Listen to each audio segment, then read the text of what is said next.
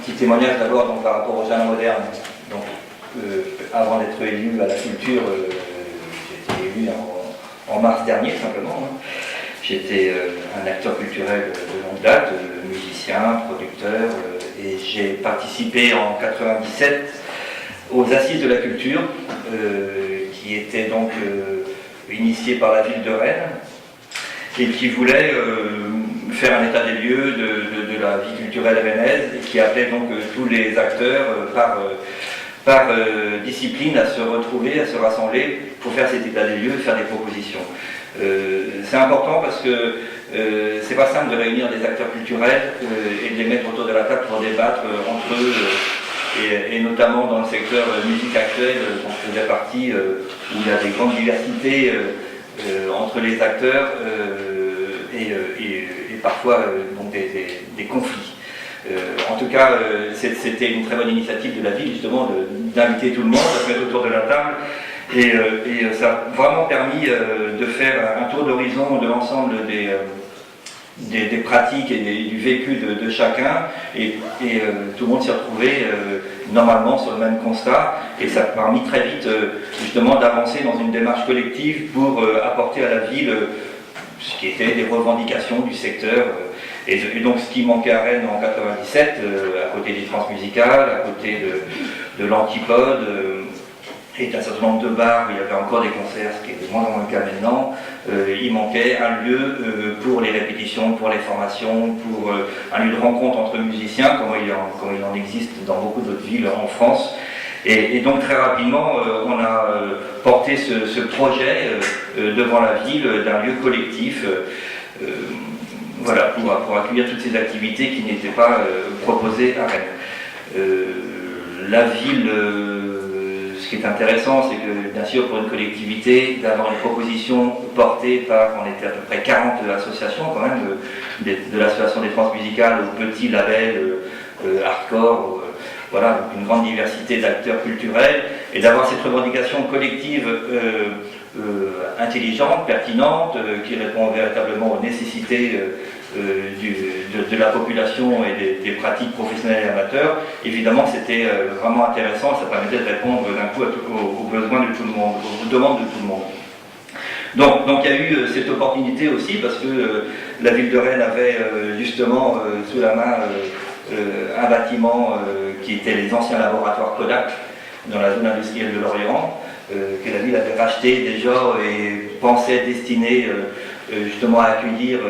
une association qui s'appelait Fun Spectacle à l'époque, qui gérait un lieu qui s'appelait la Fun House, un lieu très alternatif à Rennes. Et le lieu, en fait, l'association s'était désistée, donc la ville avait ce bâtiment sous la main. Et donc voilà, il y a eu cette convergence qui a permis très rapidement de créer ce lieu qu'on a baptisé le Jardin moderne. Jardin moderne parce que l'idée c'était d'accompagner le développement de jeunes artistes, amateurs ou professionnels, destinés à une carrière professionnelle, enfin une volonté, en tout cas une ambition professionnelle ou pas, et moderne parce que bien sûr on voulait s'inscrire dans la modernité du moment. Ce qui est intéressant dans cette expérience, c'est que la proposition des acteurs, elle était d'autogérer ce lieu. On souhaitait véritablement nous-mêmes définir comment allait fonctionner le lieu, quelles activités devait proposer le lieu, et pouvoir avoir cette liberté de toujours faire évoluer justement les propositions faites par le Jardin moderne aux adhérents et aux Rennais et Rennaises. Ça a permis voilà, d'avoir un lieu qui a toujours évolué, qui est toujours resté le plus en phase avec les nécessités du secteur, et d'évoluer avec un secteur qui évolue tout le temps. Les musiques actuelles, comme d'autres disciplines, hein, mais peut-être plus que musiques actuelles parce que c'est un art récent, enfin, ça date des années 50 hein, simplement, et qui évolue très vite avec les nouvelles technologies, et donc il y avait besoin d'avoir cet outil, cette boîte à outils qui est le Jardin moderne, qui puisse justement évoluer très vite et investir des nouveaux champs des nouveaux champs esthétiques. Et je pense bien sûr, hein, vous connaissez tous l'évolution des musiques actuelles avec la musique électro, le hip-hop, etc. Bien sûr, on doit sans arrêt s'adapter. Donc voilà, ce lieu autogéré par les acteurs eux-mêmes, par des adhérents, tous les usagers sont adhérents, a permis d'avoir un outil quand même qui est un équipement culturel, qui est reconnu comme un équipement culturel, mais qui n'a pas ce même fonctionnement qu'une MJC ou qu'un centre culturel, puisque le Jardin moderne n'a pas de projet artistique, il ne veut pas avoir de projet artistique, puisqu'il est au service de toutes les esthétiques, de toutes les expressions artistiques, et il est au service de tous,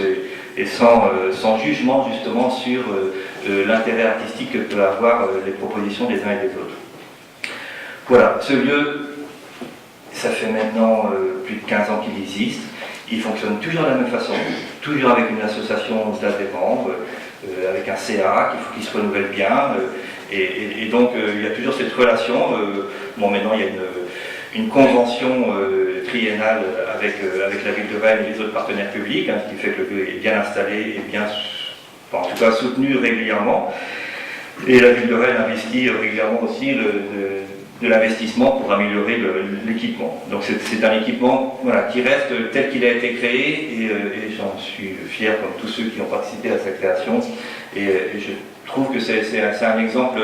qui a servi de modèle aussi dans beaucoup d'autres villes par rapport à des enjeux de nécessité de secteurs, et notamment des secteurs aussi mouvants que le secteur des musiques actuelles. Je passe maintenant au deuxième point, qui est donc la réflexion. Alors du coup, là, c'est ma posture maintenant en tant qu'élu à la culture. La réflexion qu'on a actuellement à la ville de Rennes entre élus, notamment je suis de plus en plus, je collabore de plus en plus avec l'élu à la vie associative Tristan Lahaye, puisque en fait on intervient tous les deux sur beaucoup d'équipements à Rennes. Notamment les MJC, les centres culturels, en fait tous ces équipements qui, ce qu'on appelle à la ville de Rennes les équipements de quartier à vocation artistique, qui croisent à la fois un travail de proximité, un travail social, un travail de vie de quartier, et en même temps des activités artistiques qui sont parfois qui vont jusqu'à une programmation, une diffusion. Je pense à la MJC Clenel Antipode ou à la MJC Lafayette qui est spécialisée dans le théâtre. Voilà, bon, on a à la fois ce travail de proximité et ce travail de diffusion professionnelle d'une discipline artistique. Donc il y a deux entrées pour ces équipements. Il y a l'entrée vie associative à la ville de Rennes et l'entrée culture, avec deux financements qui se croisent. Et dans un contexte très contraint au niveau budgétaire, qui nous oblige voilà, à savoir où va l'argent et à bien aller vers des dispositifs et des équipements très efficients dans l'usage de l'argent public, on re-questionne effectivement notre relation en tant que collectivité avec ces équipements. La réflexion, enfin, on est arrivé aussi à ces questionnements, alors d'un point de vue politique culturel, bien sûr sur aussi un re-questionnement, alors particulièrement moi avec mes engagements, je suis écologiste, hein, je suis issu d'un mouvement écologiste, donc on a toujours questionné beaucoup l'efficience des outils de la politique culturelle au regard des objectifs de cette politique culturelle. Personnellement, je défends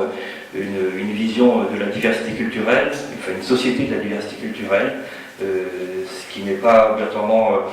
ce qui a été le référent des politiques culturelles jusqu'à présent, qui reposait plus sur un accès pour tous à la culture, donc cette grande culture qui rassemble les grandes œuvres, telles que Malraux l'avait défini à l'époque, hein, en 1959, à la création du ministère de la Culture, qui était donc de rendre accessible à tous, au plus grand nombre en tout cas, les grandes œuvres de l'humanité. Voilà, il y a une autre réflexion, un autre référentiel hein, qui s'inspire des conventions européennes, notamment sur la diversité culturelle, qui part d'un autre principe, qui est qu'on reconnaît des droits culturels à l'ensemble des personnes, qui dit que voilà, il n'y a pas une culture, mais des cultures, en tout cas des identités culturelles, chacun se définissant, ayant le droit de définir lui-même librement ce qui fait sens pour lui et ce qui l'ensemble de ses valeurs, croyances, manières de faire, expressions artistiques par lesquelles l'individu définit la façon dont il veut être reconnu dans la société. Donc c'est une autre approche de la politique culturelle, et on voit bien que cette approche croise aussi des objectifs justement de cohésion sociale, d'accompagnement des personnes à trouver leur place dans la société, et donc le travail des missions qu'on donne aux travailleurs sociaux et à ces équipements de quartier. Donc cette réflexion-là nous a amené à la ville de Rennes à repenser un peu les missions qu'on donne à ces équipements de quartier. Alors nous, de notre point de vue, au niveau de la politique culturelle, ce qu'on défend, c'est bien sûr la coopération entre les artistes et les acteurs culturels qui ont un savoir-faire, une expertise dans l'expérience artistique, dans les processus de création qui permettent d'impliquer toutes les personnes dans des démarches qui vont les aider à développer des capacités en termes de confiance en soi, d'estime de soi, de reconnaissance de leur parcours, de leur vécu, de leur culture, donc ce qui fait sens pour eux, mais aussi dans une dimension qui est évidemment importante et qui est très présente dans la pratique artistique, qui est le faire ensemble. On a tous besoin dans l'activité artistique de travailler, de collaborer avec d'autres. Et c'est vrai que voilà, pour nous, les artistes, les acteurs culturels ont un vrai rôle à jouer dans l'accompagnement des personnes et peuvent apporter justement à ces équipements de proximité une plus-value, en tout cas une activité plus efficiente pour permettre de mieux impliquer les personnes et les amener dans des activités collectives peut-être plus riches et plus efficientes. L'enjeu aussi, le contexte actuel, l'actualité récente et tragique a montré aussi toutes les questions de cohésion sociale qu'il y a notamment dans les quartiers. Même si à Rennes on a une grande tradition de mixité sociale, il reste que la question des personnes qui se trouvent marginalisées, exclues, qui ne se reconnaissent plus dans le vivre ensemble, en tout cas dans ce qui faisait le lien social il y a quelques décennies, voilà, pose vraiment des problèmes de vivre ensemble actuellement, et on l'approche par la culture et par la reconnaissance de la diversité culturelle permet peut-être un peu de renouveler et de donner un sang neuf un petit peu à ces politiques publiques. Donc on est dans cette démarche-là. Ça veut dire que concrètement dans les nouvelles conventions, on est en train de repenser toutes les conventions avec les équipements de quartier actuellement, ça va arriver fin 2016 là. Voilà, on va vraiment réfléchir à avoir une approche transversale de la culture dans tous ces équipements de quartier, et on va tout faire pour qu'il y ait de meilleure coopération entre donc, le secteur culturel et ce secteur associatif, ce secteur social. Bien sûr, on peut en parler aussi, on travaille beaucoup sur l'éducation artistique et culturelle, c'est un des grands enjeux aussi, et là aussi une grande volonté, y compris du ministère, de développer justement tout ce qui est collaboration entre secteur culturel et secteur éducatif. Mais sur les équipements de quartier, voilà, il va y avoir effectivement dans les conventions une approche transversale de la culture, et chaque équipement sera pensé, enfin en tout cas le missionnement des équipements sera bien sûr pensé avec les acteurs culturels, et j'espère que on participera ainsi à améliorer le vivre ensemble à Rennes et la cohésion sociale. Je ne sais pas si